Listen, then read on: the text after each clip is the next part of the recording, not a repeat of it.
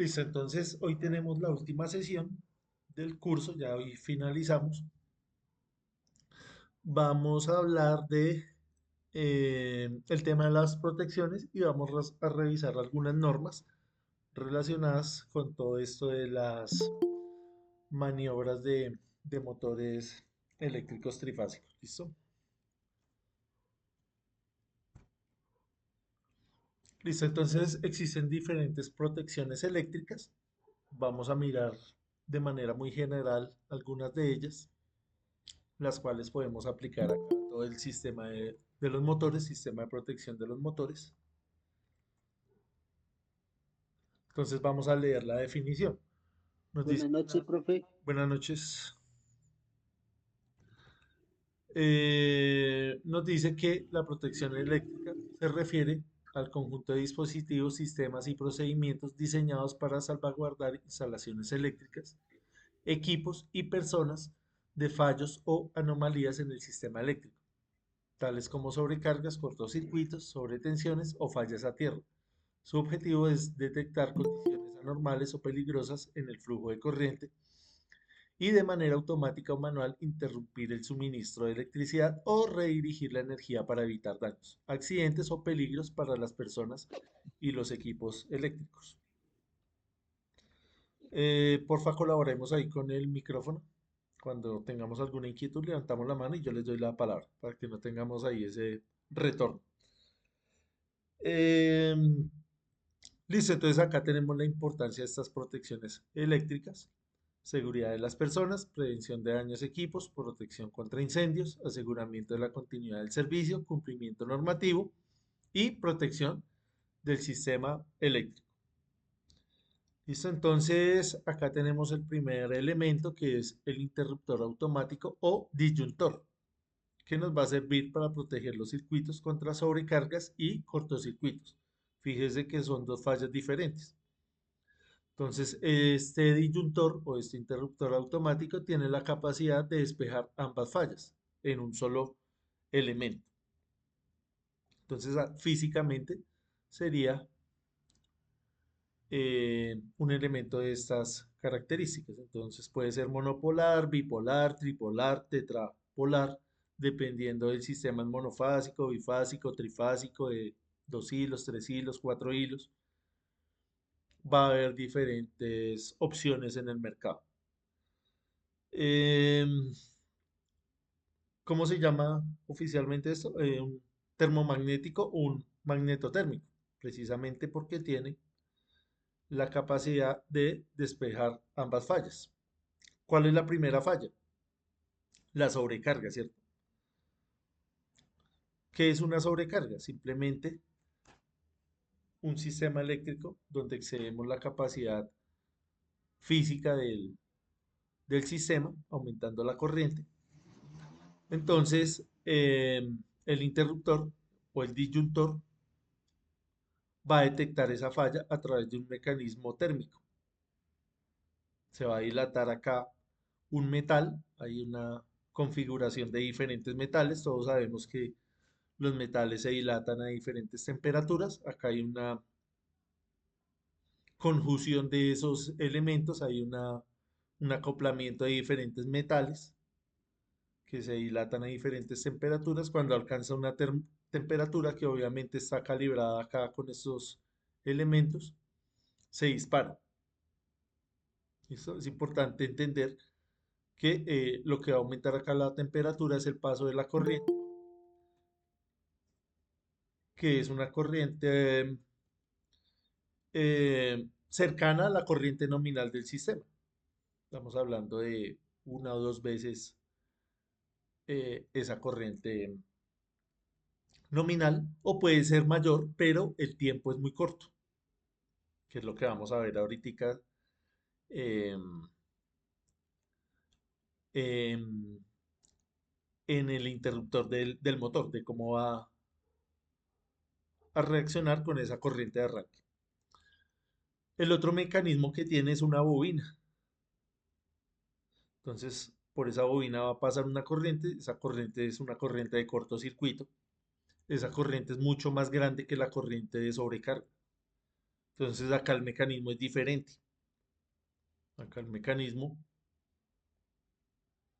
es a través de un campo magnético em, que pasa a través de la bobina magnética, y abre el circuito, abre acá un mecanismo físico. ¿Listo? Entonces, así es como funciona de manera pues muy general este elemento, este disyuntor termomagnético. Listo, no sé si hasta ahí tengamos alguna inquietud, alguna pregunta. Creo que ya todos conocemos el funcionamiento de esos elementos. ¿Cuál es el nombre técnico para para este artefacto? ¿Cómo nos referimos a él en la vida cotidiana? Interruptor. Un Interruptor, breaker. Yo breaker, creo que se llama breaker. breaker, sí, interruptor o el Protección. termomagnético o el automático también muchas personas le dicen. Entonces, Sí, di- interruptor, ujú, interruptor, breaker, instructor. ujú. Digamos que nosotros acá, digamos en 23 personas que estamos acá conectados a esta llamada, pues cuando decimos un disyuntor o un termomagnético, todos estamos como en la misma sintonía, ¿cierto? Digamos, es muy común que en la casa esto tenga otro nombre, ¿cierto? Que usted le Sí, por diga, ejemplo, de donde yo vengo de Cúcuta, se reconoce como tacos. Allá se conocieron como tacos.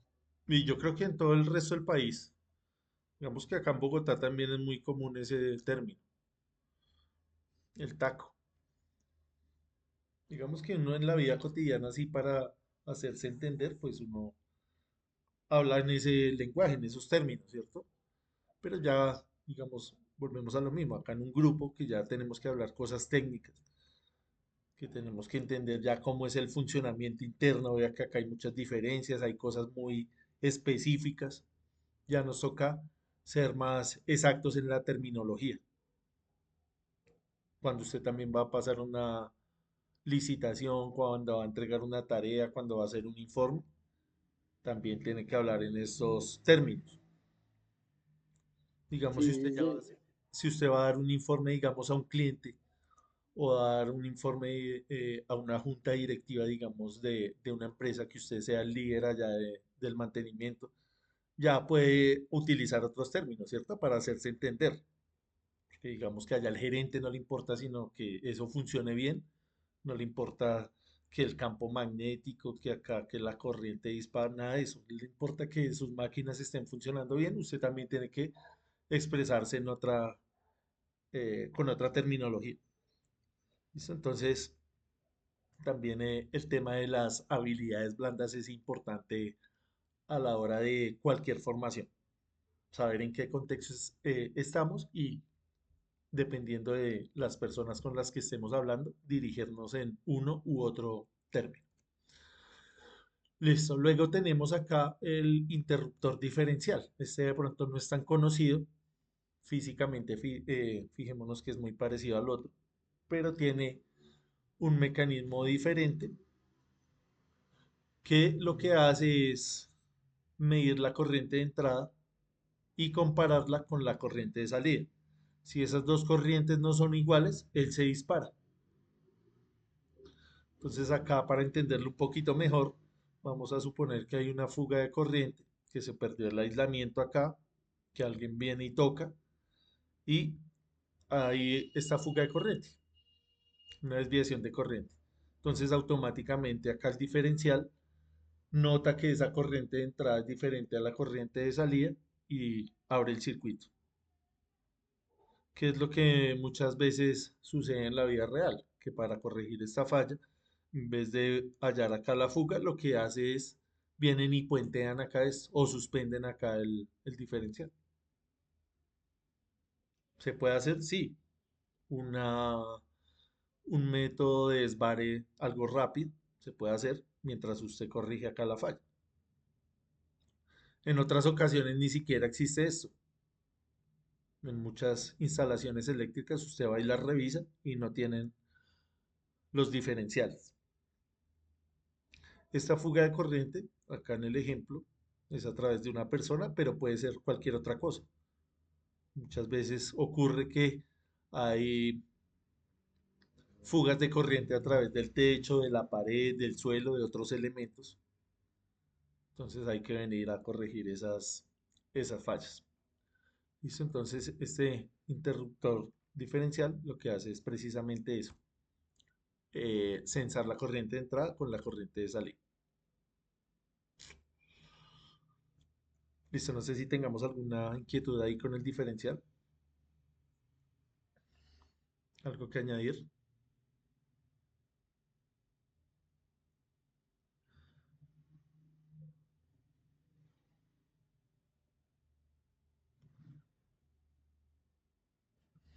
No, señor, todo bien.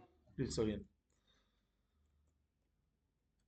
Hay otro interruptor automático eh, que es el de arco eléctrico, que va a proteger, como su nombre le indica, contra arcos eléctricos que pueden causar incendios. Entonces, también es conocido como disyuntor de arco y es un dispositivo utilizado para detectar y extinguir arcos eléctricos en circuitos eléctricos. Estos arcos pueden ocurrir debido a fallas en el aislamiento, condiciones de sobrecarga o mal funcionamiento de los equipos. Entonces, los interruptores de arco eléctrico son cruciales para la protección de instalaciones eléctricas y para la seguridad de las personas. Fíjese que físicamente pues, son muy parecidos unos con otros. Toca ir a mirar bien las etiquetas para distinguirlos bien. Luego tenemos los fusibles que protegen a los circuitos contra sobrecorrientes, especialmente en caso de cortocircuito. Esa es la función principal. Entonces él detecta el aumento excesivo de la corriente y se funde. Aplicaciones comunes, pues hay de todo tipo, de sistemas de baja y media tensión, equipos electrónicos. Si usted va y mira las herramientas, el analizador de redes, el multímetro, el osciloscopio, tienen estos elementos de protección. También en los sistemas fotovoltaicos se utiliza mucho esta parte de los fusibles, tanto para eh, la protección aguas abajo como también para la protección de corrientes de retorno. ¿Cómo funciona esto? Pues simplemente acá tiene un filamento, ese filamento tiene una tolerancia. Cuando supera esa tolerancia a la corriente, pues se rompe y toca cambiarlo. No es como el, el automático que usted lo puede utilizar varias veces. Este se funde y toca reemplazarlo. Listo. ¿Qué tienen en común todos estos elementos? Que tienen la capacidad propia de abrir el circuito a través de los diferentes mecanismos. Vea, acá se funde, se abre, se rompe el metal. Acá a través de la parte térmica, de la parte magnética, se abre. Fíjese ahora que tenemos otro elemento que son los relés.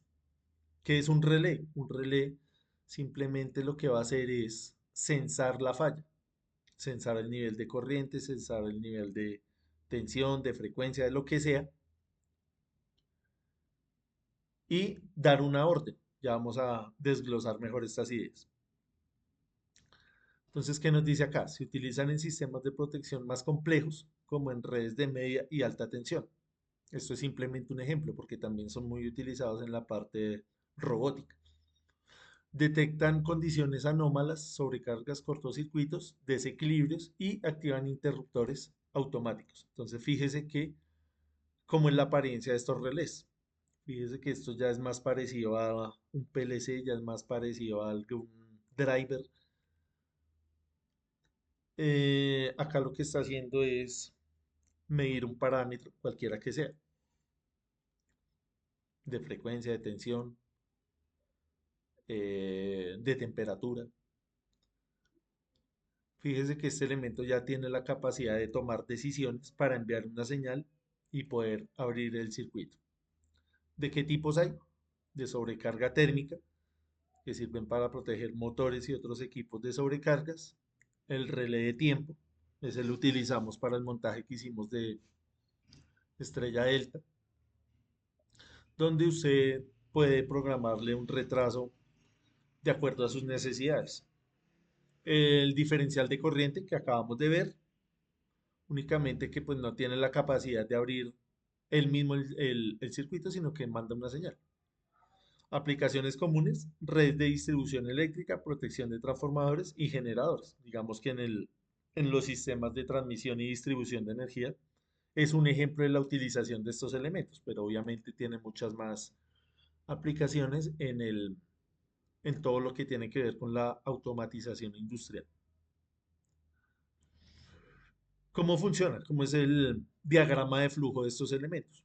Entonces, primero detecta la falla, el relé monitorea parámetros eléctricos como corriente, tensión, frecuencia o potencia.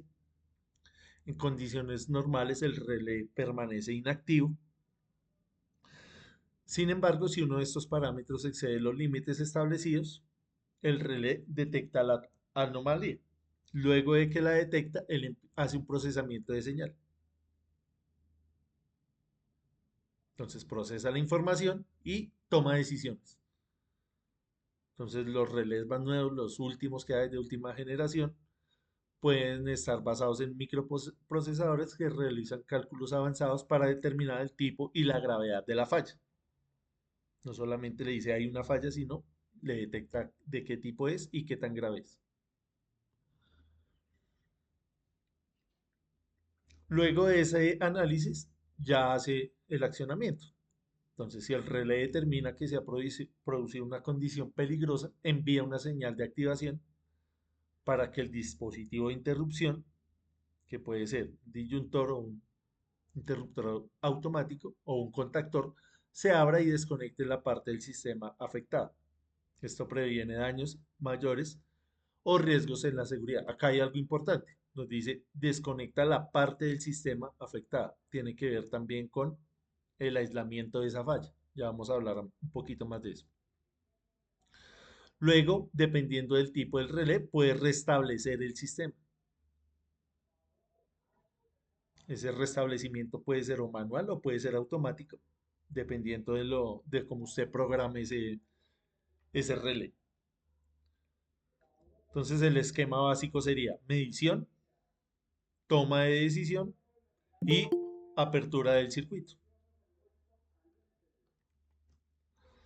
Medición, toma de decisión y apertura del circuito. Entonces acá lo vemos, ya un dibujo dice más que 1000 palabras. Esto simplemente es un ejemplo de medición, por ejemplo, de corriente. Estos son transformadores de corriente, que lo que hacen es medir una corriente alta y hacer una transpolación acá a una corriente más bajita para que el relé la pueda interpretar. El relé hace su análisis, toma su decisión y abre el sistema. Esto es simplemente un ejemplo. Lo que les decía, esto puede no estar midiendo corriente, sensando corriente, sino puede estar midiendo otro parámetro, como potencia, como temperatura, frecuencia. ¿Listo? Entonces los sistemas más confiables, los sistemas más robustos, van a tener muchos relés. Si digamos usted va a una subestación donde tienen allá una parte de generación, usted va a encontrar relés de temperatura, relés de corriente, relés de potencia, de tensión, porque las empresas distribuidoras deben garantizar una buena calidad de energía. Entonces deben medir muchos parámetros. Digamos que a nivel industrial también, si usted vaya y ve una línea de ensamblaje, de producción, hay muchos sensores. Todo el tema de la instrumentación cumplen el mismo principio. Se mide la variable física, se toman decisiones y se procede a hacer la actuación. Es el mismo principio. A lo largo del curso hemos hablado también de la corriente nominal, que está referido a la corriente donde el sistema está funcionando full, a plena carga, ya en estado estable. Antes de entrar a ese estado estable, vamos a tener una corriente de arranque, una corriente disruptiva que debemos manejar con cuidado. Ya vamos a hacer un ejercicio para entender numéricamente cómo vamos a calcular la protección para eh, que nuestro sistema funcione normalmente, que no se vaya a disparar, que no vaya a entender esa corriente de arranque como una falla, sino como algo normal. Entonces, para eso hay que analizar unas curvas, una curva de tiempo corriente, que representa la relación entre la corriente de falla y el tiempo de actuación del dispositivo de protección. Las curvas pueden ser inversamente proporcionales, que donde a mayor corriente de falla, menor es el tiempo de desconexión. Algo lógico, ¿cierto? Si la corriente es muy grande, como una corriente de cortocircuito, el despeje es mucho más rápido. Sí, Roberto, lo escuchamos. Disculpe, se activó el micrófono. Listo. Tiempo de operación es el tiempo que tarda el dispositivo de protección en desconectar el circuito una vez que ha detectado la falla. Este tiempo puede variar según el tipo de falla y la configuración del dispositivo. Entonces, en muchos sistemas, nosotros vamos a requerir poner más de una protección. Digamos acá, viniendo a este ejemplo básico que era el de la tarea, nosotros vemos que tenemos dos protecciones, algo muy sencillo. Tenemos el termomagnético y tenemos el térmico, el relé térmico. Fíjese que este es un relé térmico, donde solamente sensa cuál es la corriente, cuál es perdón, el estado del motor y a través de acá de un mecanismo abre el sistema. Pero fíjese que acá manda la orden, él no puede abrir el circuito él mismo, como si lo hace el contactor, vea, él sí está en la capacidad de abrir, lo mismo el termomagnético. Abre físicamente acá el circuito, mientras que este no, este es un relé. Como es térmico, ¿cómo mide acá? A través de la corriente, es una medición indirecta. Acá pueden haber varias causas, o que el motor esté sobrecargado, esto se va a aumentar la corriente, él detecta eso, lo abre. También puede haber una pérdida de una línea, algo muy frecuente también. Se va a aumentar acá la corriente y él envía la señal y esto se abre. Digamos que adicionalmente a esta protección térmica, hay una acá dentro de las bobinas también del motor, ya si usted tiene más presupuesto y la necesidad de su operación lo exige. Digamos, en un ambiente donde haya mucho calor, usted necesita monitorear acá internamente cuál es la temperatura de las bobinas del motor. Ya es un relé aparte, ¿sí ve? Porque este no es capaz de medir esa temperatura, porque lo que está midiendo es la corriente acá que entra al motor. Esta temperatura es diferente, él no es capaz de eso. Entonces, fíjese que es una coordinación de tres protecciones, que las tres tienen que funcionar sincronizadamente para que el sistema no se desconecte o interprete mal las señales. A eso nos referimos con coordinación de protecciones. Y esto solamente es un ejemplo.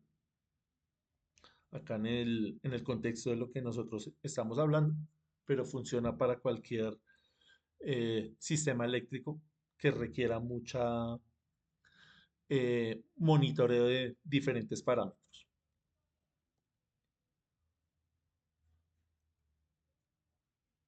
¿Cuál es el objetivo entonces? Aislar la falla.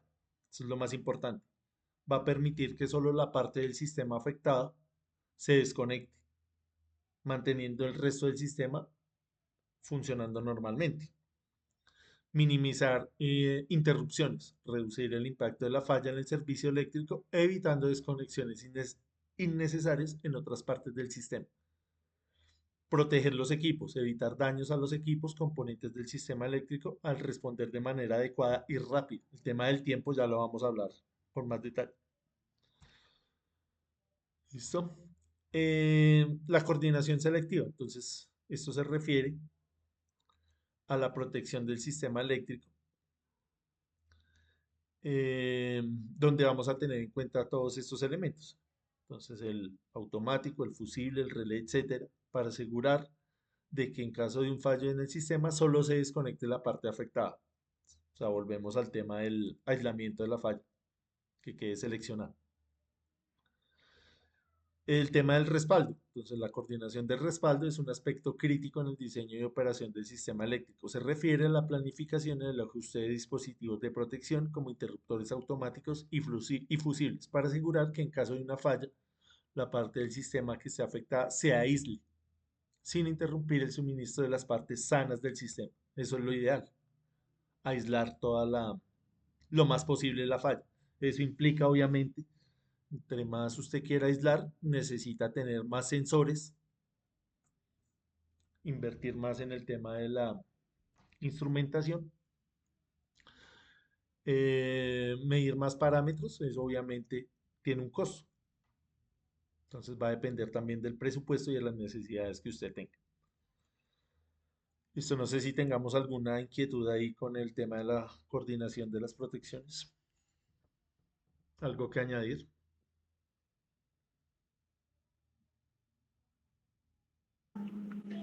No, señor.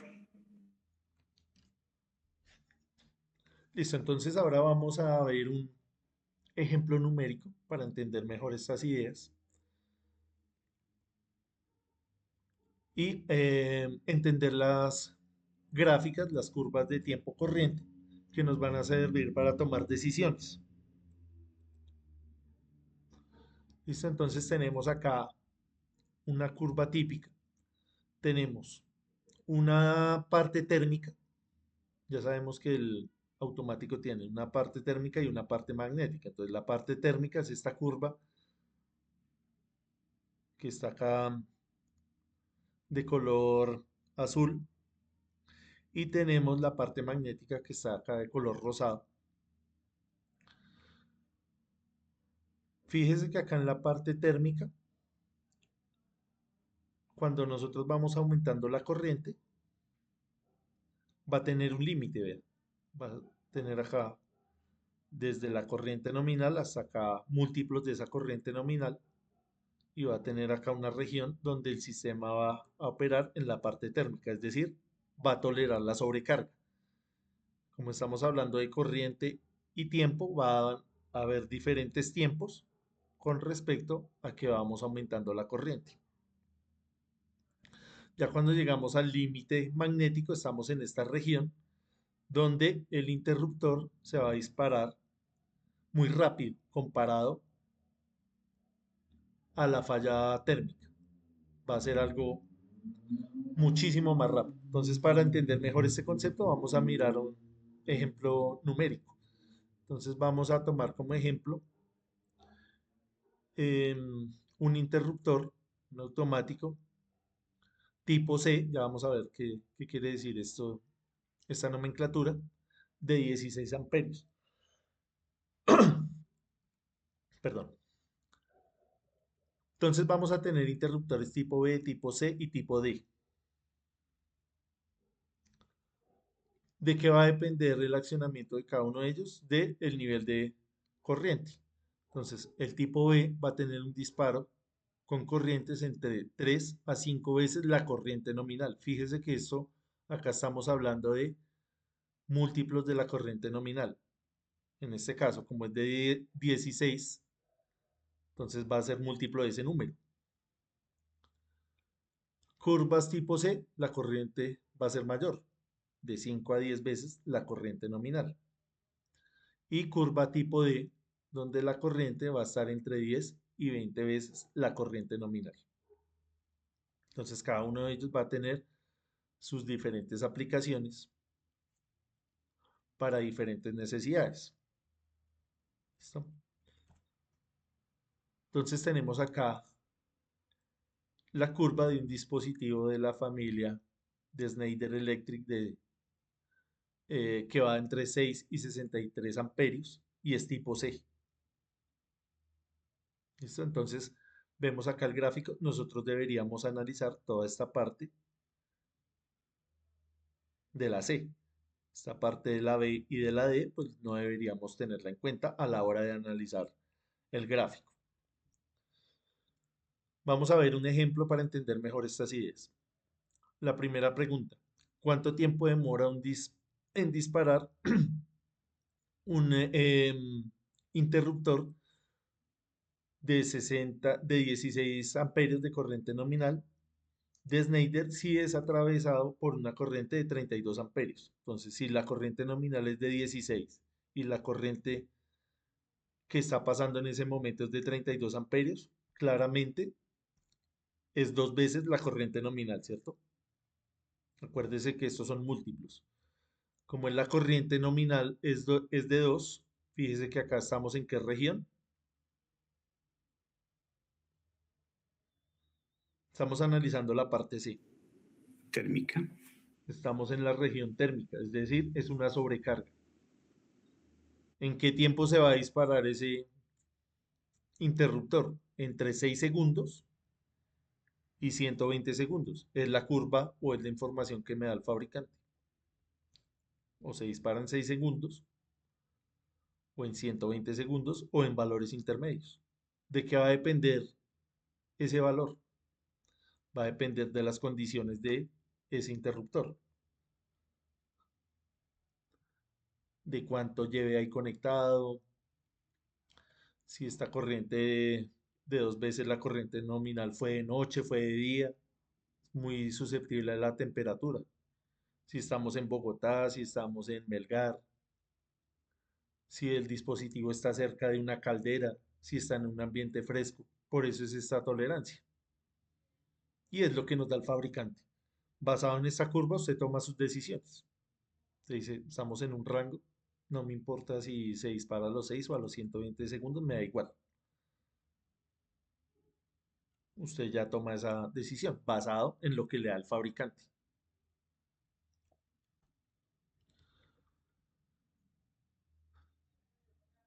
Segundo ejemplo, ¿cómo se comporta ese mismo elemento con una corriente de cortocircuito? Vea, que ya no es de sobrecarga, sino es un corto, de 128 amperios. ¿Cuánto sería entonces ahí la corriente? ¿Cuántas veces sería la corriente nominal, este número?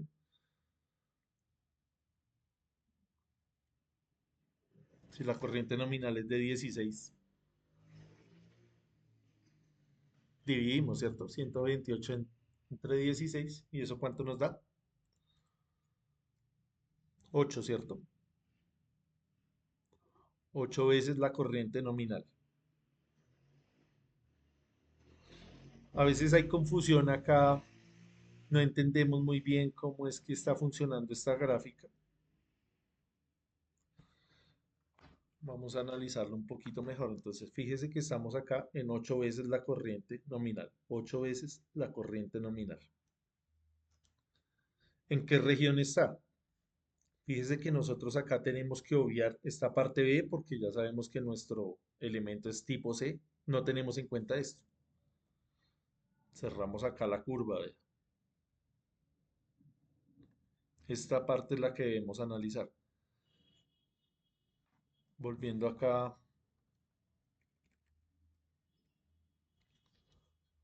a este diagrama, vemos que la curva en la parte de arriba es la parte térmica, tiene su límite.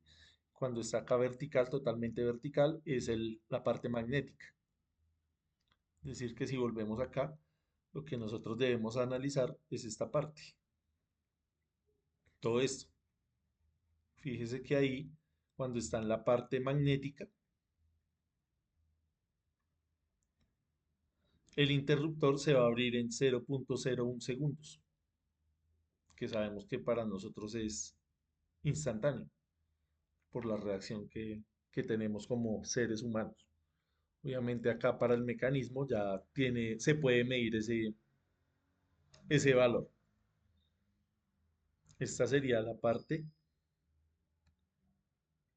térmica, o sea, la parte de sobrecarga. Y todo esto, que de pronto hay un poco de confusión, esta parte B y esta parte D, no la utilizamos. Solamente la utilizamos cuando nuestro interruptor sea de ese tipo. Que hay de pronto un poquito de confusión con eso. Nos confundimos con tanta información ahí condensada. ¿Listo? Entonces lo que vamos a utilizar es solamente la parte C.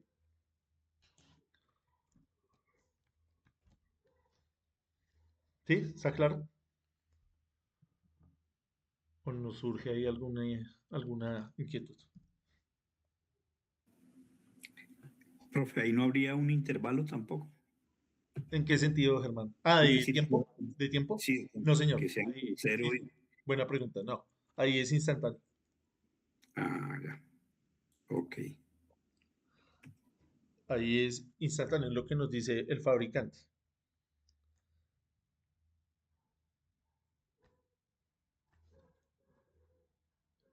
¿Sería lógico acá que aguantara todo este tiempo? Digamos acá, ¿en qué tiempo estaríamos?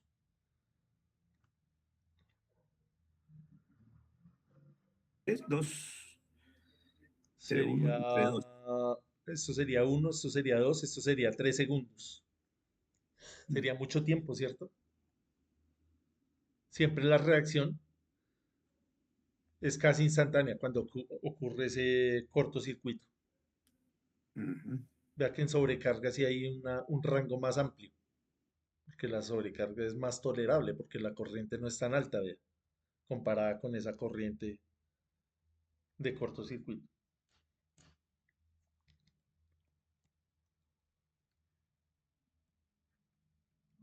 Em,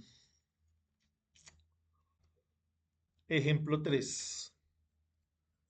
La misma protección está en un circuito donde se instala un motor monofásico. Ya estamos en lo que nos interesa a nosotros, el tema de los motores. Tiene una corriente nominal de 12 amperios. ¿Qué es la corriente nominal? Ya en funcionamiento en estado estable. Pero tiene una sobrecorriente de arranque de 120 amperios. Es decir, 10 veces la corriente nominal. ¿Cuánto dura esa corriente transitoria? 0,2 segundos, que para nosotros también sería algo muy rápido, ¿cierto? La pregunta es, ¿cómo se comporta esa protección? Fíjese que es de 16 amperios. La corriente del motor es 12 amperios. Tiene esa sobrecorriente de 120 amperios, que es 10 veces la corriente nominal. ¿Cuántas veces sería la corriente nominal, pero de la protección? 120 dividido 16, ¿cierto? ¿Que sería cuánto? Acá hicimos el cálculo.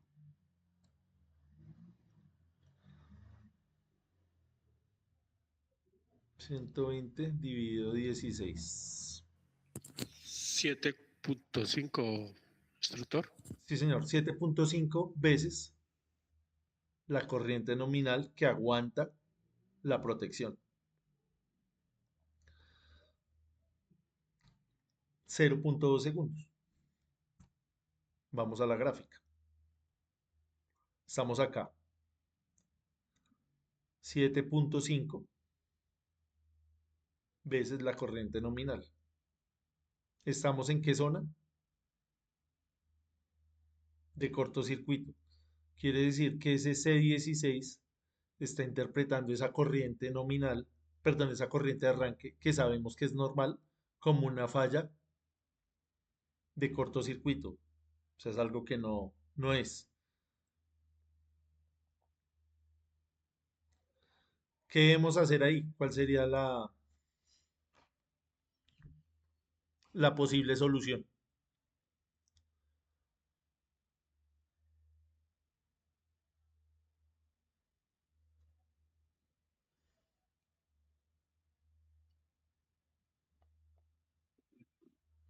Buenas noches. Buenas noches. Sí, ahí en este caso ahí lo que se podría hacer es cambiar el termomagnético por una curva de disparo, ahí sería la D, Pasaríamos a la D, ¿cierto? señor. Es cambiar las decir, perdón que borre acá esto.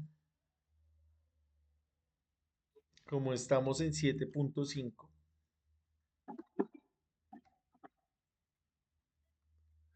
entonces acá el C no nos sirve. Completamos acá la curva, vea. Es decir, no tenemos en cuenta ni B ni C y nos vamos al D, ¿cierto? Manteniendo la corriente, ¿cierto? Es decir, ya no sería C16, sino D16. Entonces esta corriente de 7.5, la corriente nominal, ya estaría en la zona de sobrecarga, en esta parte curva. Ya no estaríamos en la parte de cortocircuito. Alguien diría, puedo cambiar de C16 a C25. Cuando paso a C25, si dividimos esos 120 entre 25, nos daría 4.8, ¿cierto? Quiere decir que seguimos en C y el tiempo de disparo sería superior, 0.5. Ya no sería de 0.2, entonces ya no interpretaría ese, no abriría el circuito, mejor dicho, porque esa corriente es mucho más corta, 0.2. Tiene un lapso de tiempo para no abrirse. ¿Cuál de las dos soluciones sería mejor? ¿Poner el D16 o el C25? Yo pensaría que usar la protección con la curva de disparo tipo D.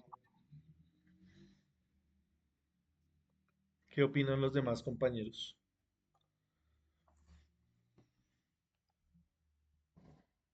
¿Por qué utilizaría usted la de Yamit?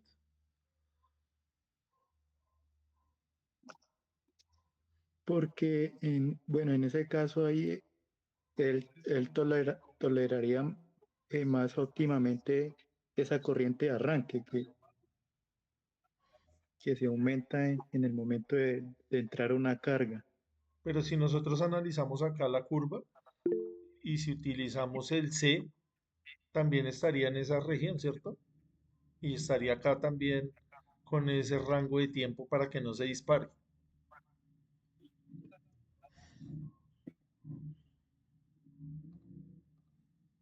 ¿Cuál sería el criterio? Pues yo pienso que eso depende de la carga que esté entrando. No, porque fíjese que la carga del motor es la misma. Sabemos que en el arranque va a tener ese comportamiento, eso es normal. La carga siempre va a ser la misma.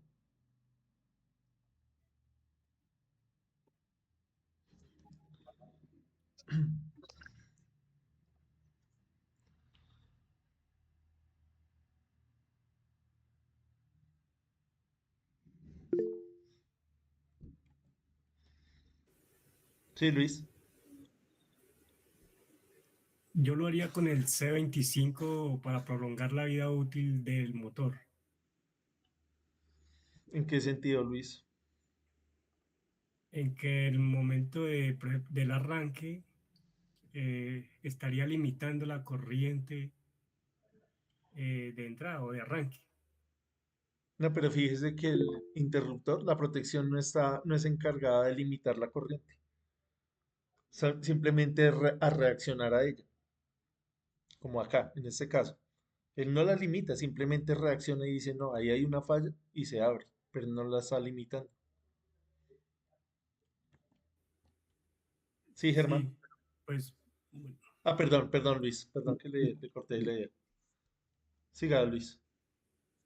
no, sí, pues vería yo que en, digamos, en muchos arranques, en arranques, digamos, varias veces al día, todos los días, motores que funcionan todos los días continuamente o que se detienen y arrancan varias veces al día, pues sería como mejor, digo yo, eh, limitar esa corriente que no se eleve tanto para proteger las bobinas y la vida útil de las bobinas y el motor en general, pienso yo. Pero es que fíjese que ese 7.5 siempre va a ocurrir, independientemente si usted lo prende en la mañana y en la tarde o si tiene que hacerlo 200 veces al día. El motor, por su naturaleza física, va a tener esa corriente de arranque. No la podemos limitar.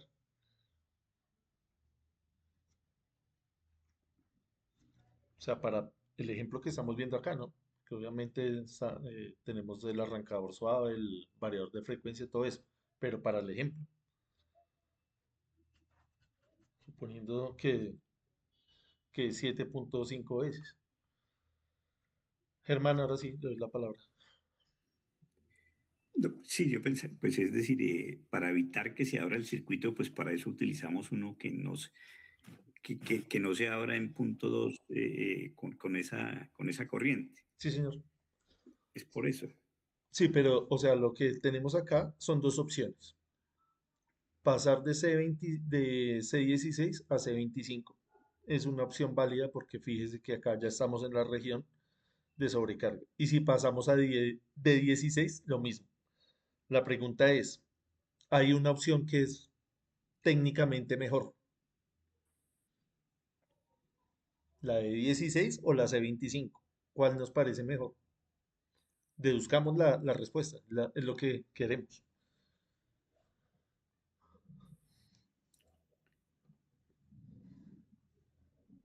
Hay una que es mejor que otra y tiene su porqué. Buenas noches. Buenas noches. Sí, por lo menos en el primer caso de la curva de disparo tipo C, de pasar de 16 a 26, ahí en ese caso no sería sobredimensionar la protección. Sí, señor, tiene que ver con eso. Por ahí va la cosa. Pero si se sobredimensiona la protección, ahí estaría, ahí no se estaría cumpliendo pues el, el objetivo que es proteger esa carga, ese equipo. Exactamente. Porque Es eso lo que usted está diciendo, Yamit. Claro, si usted le pone 25 amperios, perdón que me devuelva acá, y la corriente nominal en estado estable es de 12 amperios. Supongamos que hubo una falla y esto subió de 12 a 20 amperios. Ya le está funcionando mal, ¿cierto? Y usted llegó y le puso uno de 25, pues no la va a detectar. Mientras que le pone el de 16, ya cuando pase de 16 amperios, él ya detecta la falla. Él dice, esto no es normal. Entonces va a proteger tanto en estado estable como en el arranque. Esa es la diferencia entre las curvas, entre B, C y D, que acá aumenta la capacidad, pero en estado estable. Entonces, si usted cambia acá, pasa de 16 a 25, ahí la está embarrando, ahí está cometiendo un error. No puede hacer eso. O lo puede hacer, pero no es lo ideal porque le está dando mucho rango de error. O sea, de 16 a 25 es mucho error. Mientras que acá se mantiene, perdón, de 12 a 25, que es la corriente nominal. De 12 a 25 hay mucho error. Mientras que de 12 a 16 es más cortico. Entonces lo ideal es mantenerlo más cercano a esa corriente nominal, pero estable, en estado estable. Por eso tenemos las opciones para el arranque, C o D, que es lo más común. Esa de pronto es para cargas más pequeñas. Lo que nosotros encontramos ya en la vida real es más de este tipo, C o D. ¿Sí?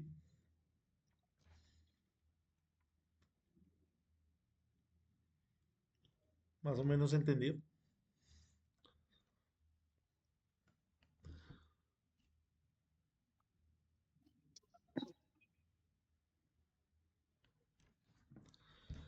Listo, les voy a compartir el link de la asistencia, porfa, para que lo vayamos llenando.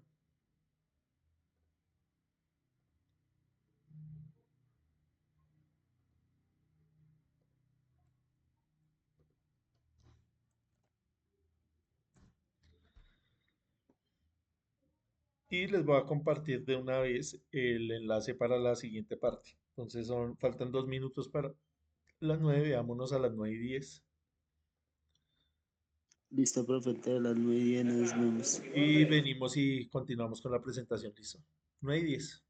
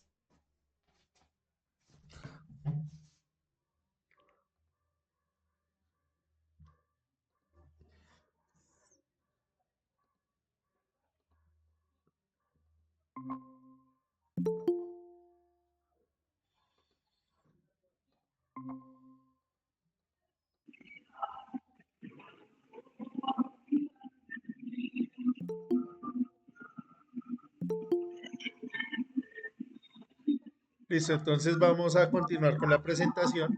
Colaboremos porfa con el micrófono.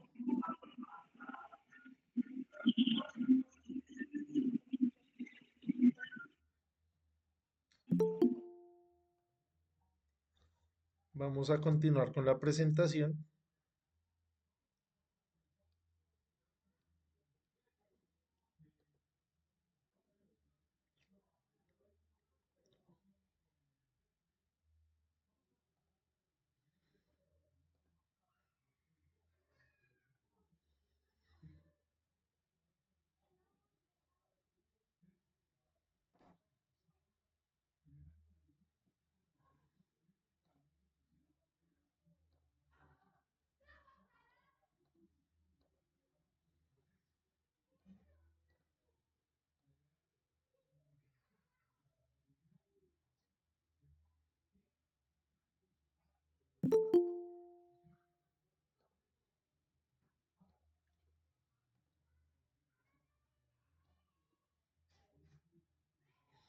Listo, entonces habíamos quedado acá en el ejercicio. Entonces, acá lo ideal entonces es pasar de C16 a D16. ¿Listo?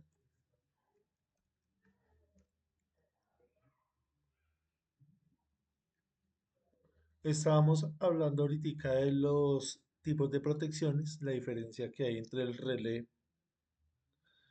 y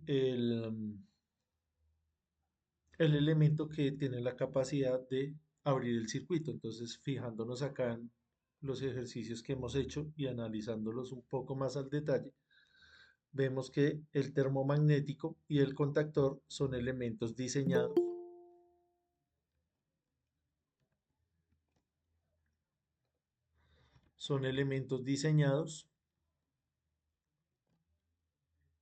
para abrir físicamente el circuito, el sistema.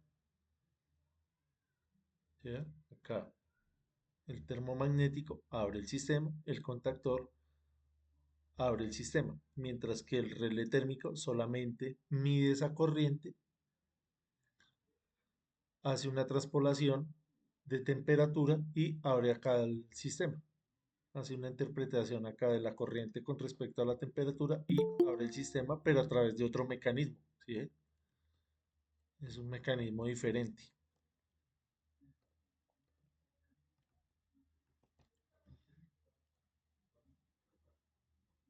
Entonces acá hay diferentes tipos de detección. Pueden estar basados en pares bimetálicos, como es el caso de acá de un elemento en concreto. Acá yo les compartí los diferentes tipos de elementos que existen. Entonces la idea era que ustedes contrastaran esa información con todo lo que tenemos acá, con los relés de sobrecarga. Cada uno de ellos tiene sus propias características y su propio funcionamiento. Digamos que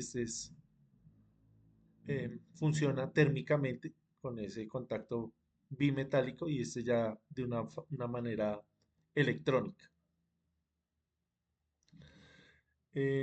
Acá nos hablan también de un sensor de temperatura que va a estar en el bobinado del motor, lo que estábamos hablando ahorita. Ese sensor está acá en la bobina y tiene que ir coordinado con el termomagnético, perdón, con el termomagnético y con el relé térmico. Entonces volvemos a lo mismo, el tema de la coordinación y el tema del presupuesto para aumentar la confiabilidad de ese sistema. Otro tipo de protección bastante utilizado es el guardamotor. ¿Cuál sería la diferencia entre un guardamotor y un térmico, un relé térmico? Digamos que en la experiencia que tienen ustedes allá con estos elementos. ¿Cuál sería la diferencia?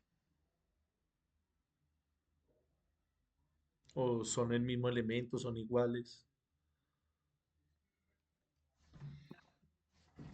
Bueno, Sí, Yami. pues hay diferencia es que el uno viene en un conjunto, o sea, viene completo, el térmico y la protección, y el otro viene en dos piezas aparte, que se acoplan pues ya cuando uno hace el montaje. Sí, señor. ¿Por qué utilizaríamos uno u otro?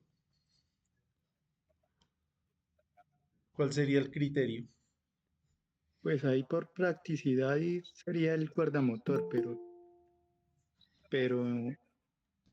pero si se va a utilizar ya más a nivel industrial, para una carga ya más grande, digámoslo así, lo ideal sería, lo ideal sería utilizar el térmico aparte y Sí, señor. Precisamente lo que está diciendo ahí el compañero Yamil es la respuesta. Para montajes más modestos, más de bajo presupuesto, que no necesiten tanta cosa, vamos a utilizar el guardamotor porque cumple muy bien la función. Ya cuando nuestro sistema es más robusto, vamos a utilizar el térmico aparte y el sistema de apertura del circuito como dos entidades separadas, porque va a ser más versátil y va a ser más confiable nuestro sistema. Obviamente también va a ser más costoso. Entonces depende de la aplicación y nuevamente del presupuesto. Estos relés térmicos también van a tener acá unas curvas de disparo que vienen categorizadas acá por unas clases. Entonces, clase 5, clase 10, clase 15, clase 20, 25, 30, que va a depender del tiempo de disparo. Entonces, acá en esta tabla vemos cómo es ese tiempo.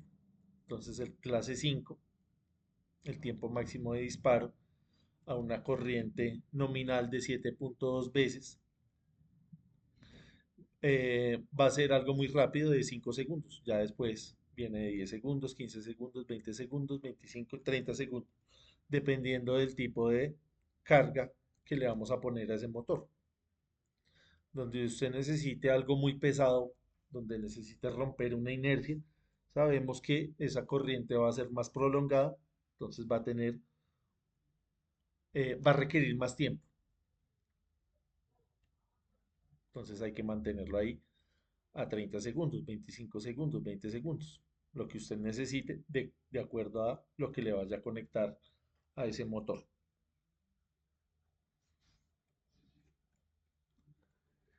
Lo mismo el guardamotor va a tener estas curvas. Fíjese que esta curva es mucho más versátil, la del relé térmico. Acá le va a dar más opciones. Acá, por ejemplo, usted puede simular esa falla.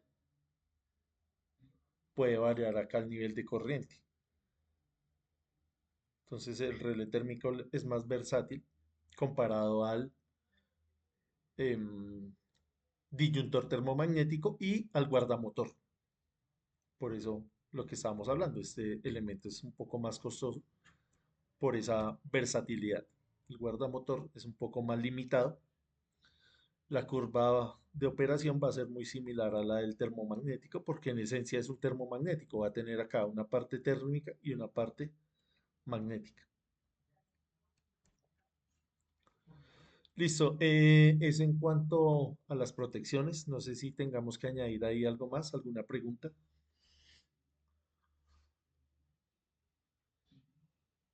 Fíjense que acá estamos haciendo una presentación muy resumida de los elementos un poco más utilizados, lo más básico, los conceptos más básicos, pero obviamente usted tiene que venir acá y leer todos estos elementos para completar esa información que estamos dando acá.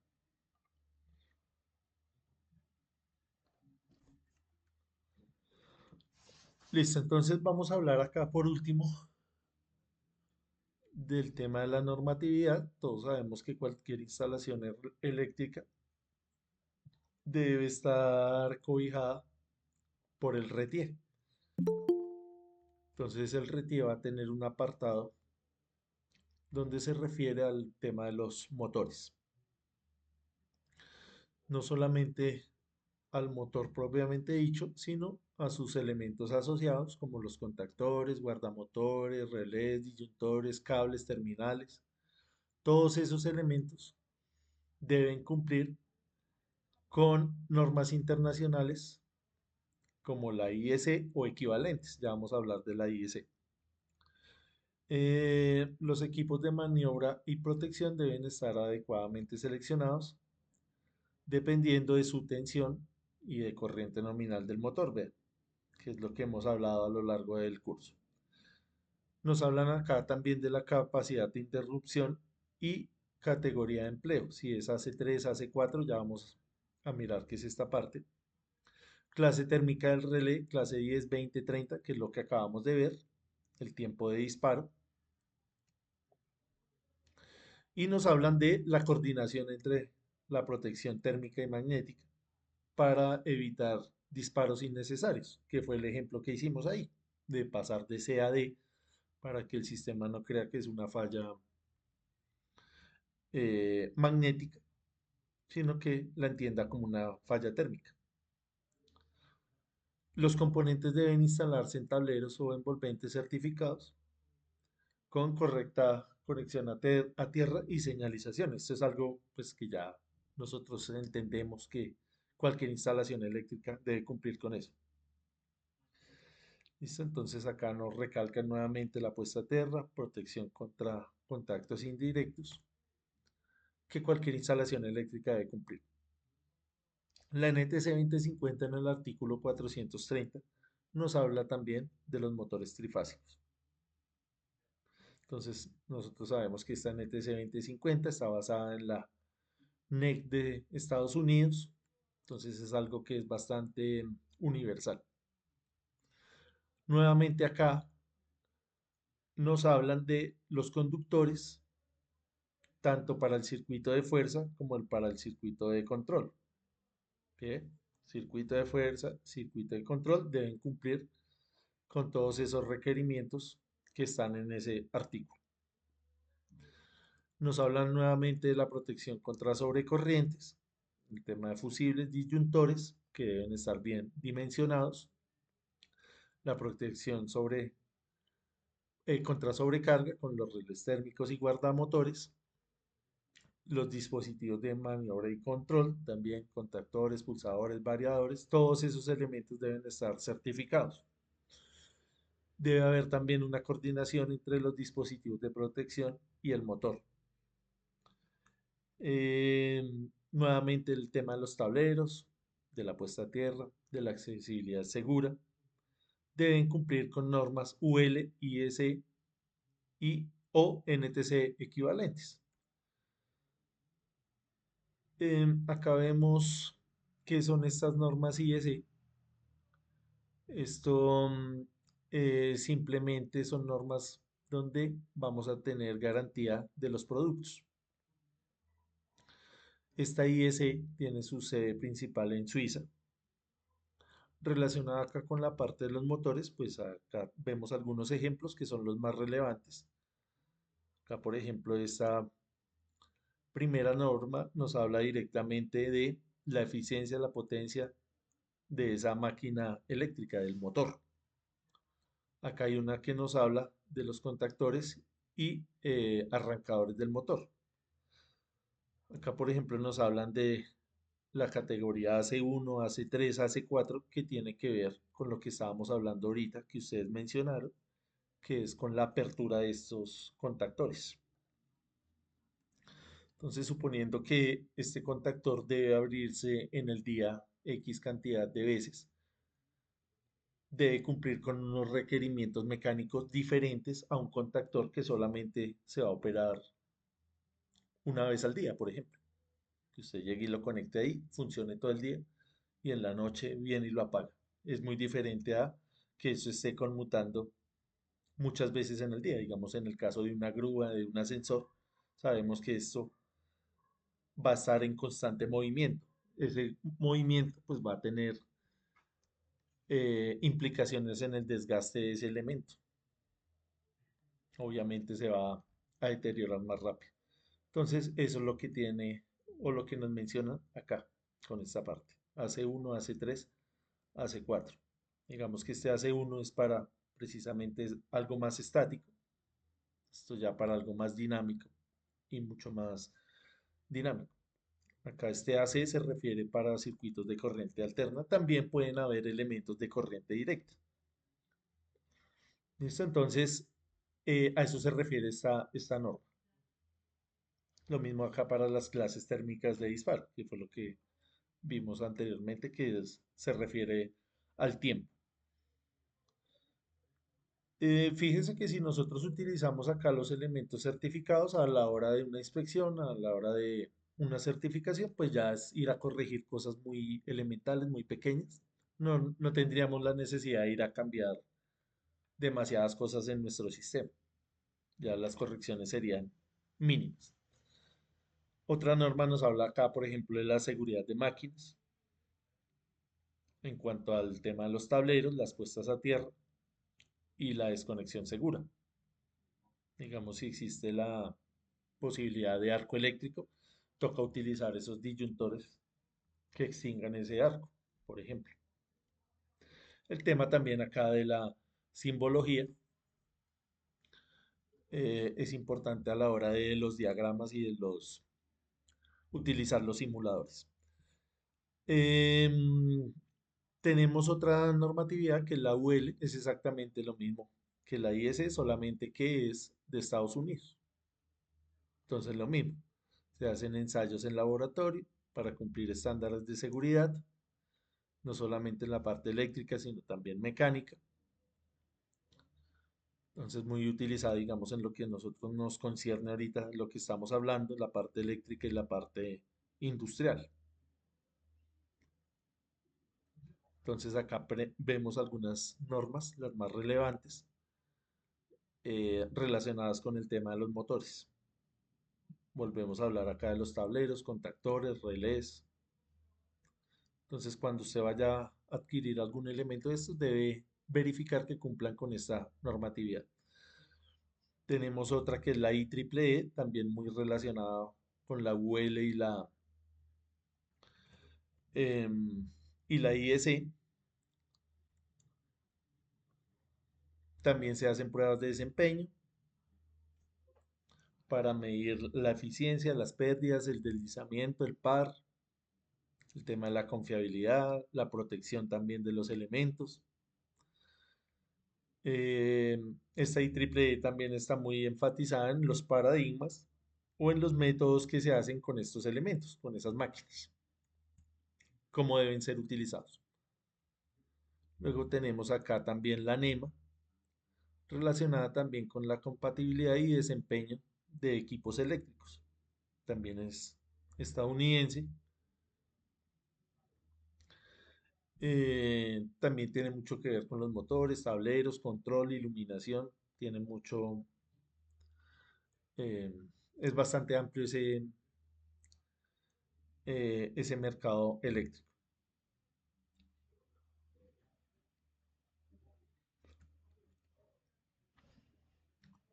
Listo, entonces acá vemos algunos ejemplos de la selección y dimensionamiento de esos dispositivos de maniobra y protección, de los contactores, de los relés, de los guardamotores, de los arrancadores. Entonces, todos estos procedimientos están basados en esta norma. Entonces, esto va a facilitar también su intercambiabilidad, el mantenimiento y seguridad eléctrica. Por último, tenemos las normas ISO, que se refieren a toda la parte de calidad, comercio, comercio internacional, mejora continua de esas empresas que fabrican esos elementos. Entonces, esas empresas deben tener estándares de calidad, de medio ambiente, cómo están fabricando esos elementos, si están respetando o no el medio ambiente, si los trabajadores de esas empresas tienen condiciones buenas de seguridad y salud en el trabajo, si cumplen con normas de seguridad de la información, todo lo que tiene que ver con patentes y el tema de la energía. Si esa energía es limpia, si esa energía es sostenible, van a obtener todos estos certificados que pues le van a dar un plus a ese elemento que están comercializando. Listo, eso sería eh, como una presentación de lo que es la normatividad. Obviamente es un resumen muy corto. La idea no es venir a presentarles eso ahorita a las 9:30 de la noche a que nos aprendamos esos artículos. Eso toca con calma, con la mente despejada, con la mente fresca. Lo importante es que ustedes tengan a mano el RETIE, la NTC 2050, sobre todo que son documentos públicos, para que vayan y revisen esos artículos que vimos ahí y los contrasten, por ejemplo, acá con este catálogo que yo les presenté. Digamos acá, el relé de sobrecarga. Ahí nos va a nombrar alguna de esas normas, alguno de esos estándares. Entonces, la idea es que eh, a la hora que vayamos leyendo estos manuales, también tengamos ahí a mano las normas para que completemos la información.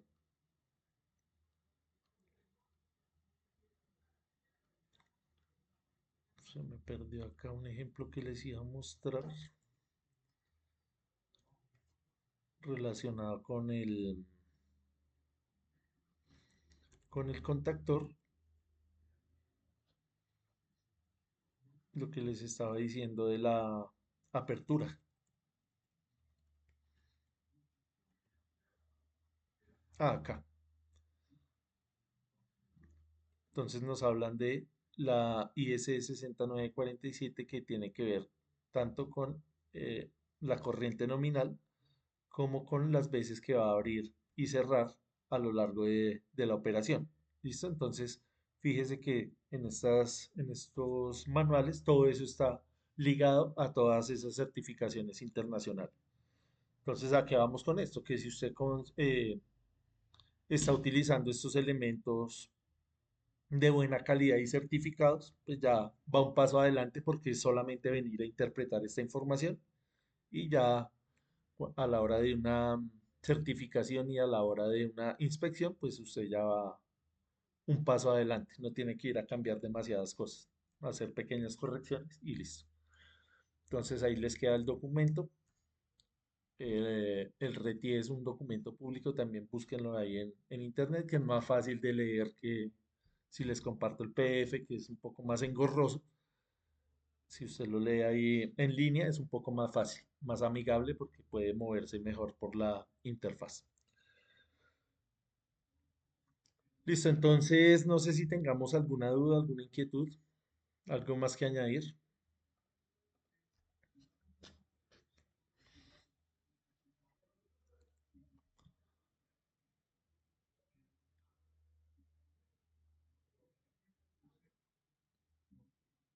Listo, entonces damos por terminado hoy el curso. Quedó pendiente el sábado a revisar lo que queda pendiente, que es el arranque estrella delta, que es esto mismo que tenemos acá. Solamente era eso, venir, pero fíjese que acá hay, a pesar de que esto es tan común y que es tan básico, podemos extraer bastante información, sobre todo en el curso que era un curso básico de entender más o menos el funcionamiento de todos estos elementos. Listo, entonces quedó pendiente para calificarle sus entregas. Hay plazo hasta el sábado. Porfa, no me fallen con eso.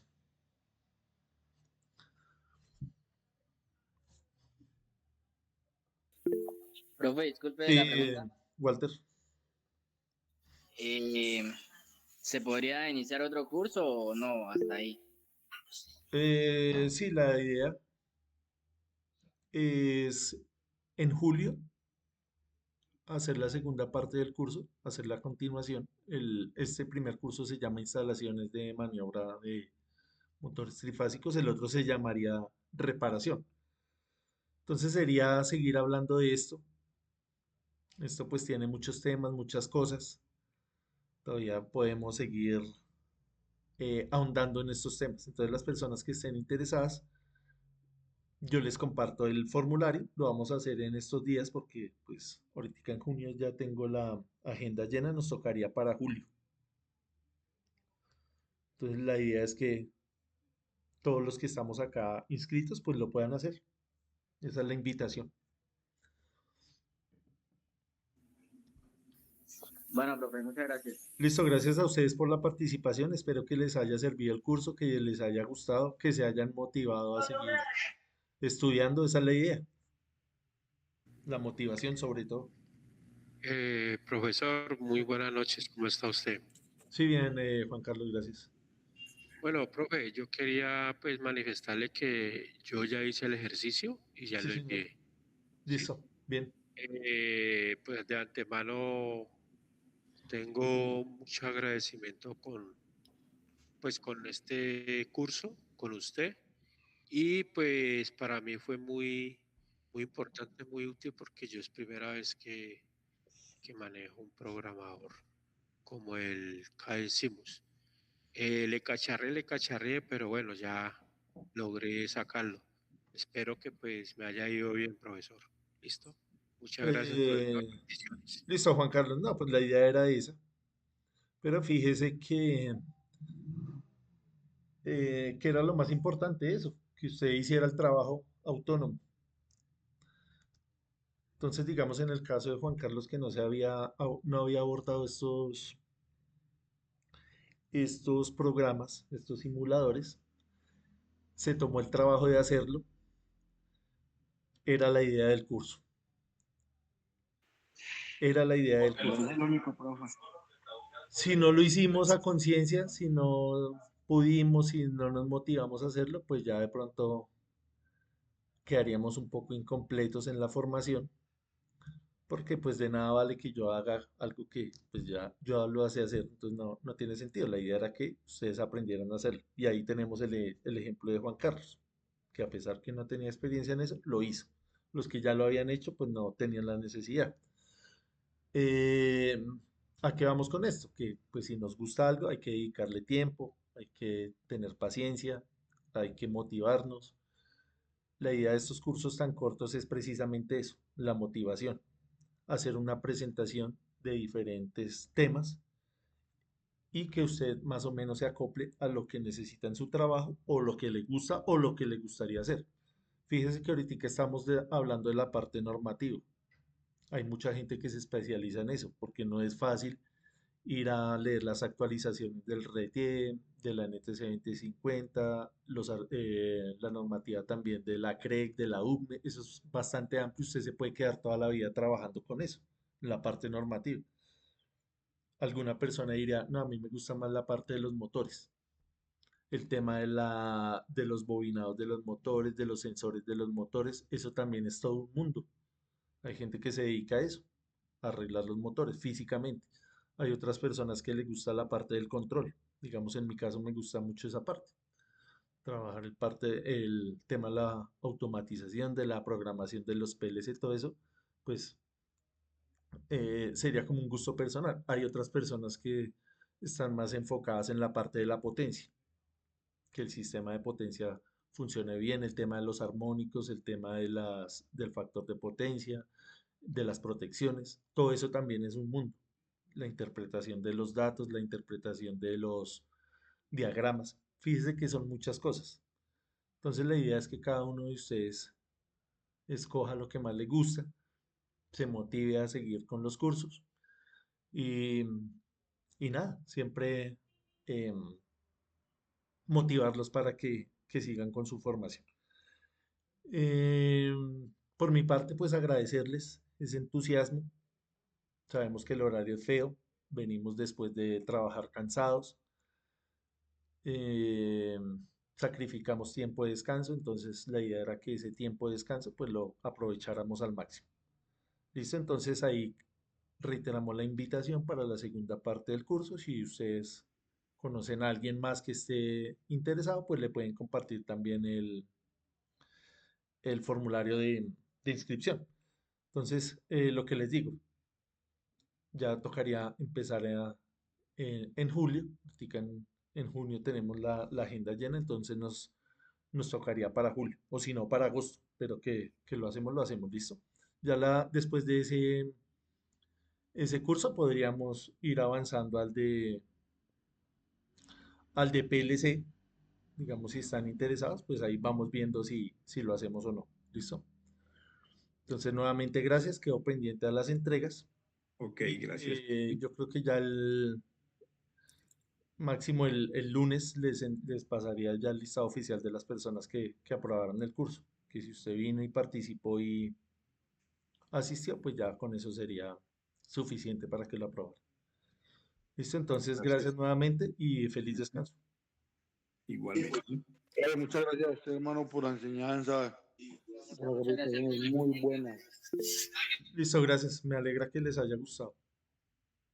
Sí, John. Muchas gracias, profe. Listo, nos vemos entonces ya por el grupo de WhatsApp. Ahí les comparto toda la información que necesite compartirles. Listo. Entonces nos veríamos en el siguiente curso. Gracias nuevamente y Ok, feliz descanso. gracias. Muchísimas gracias, profe, que tenga feliz noche. Listo, igualmente, Jason. Gracias por la participación. Hasta luego. Listo, gracias. Hasta luego, compañeros. Listo, gracias, que descansen.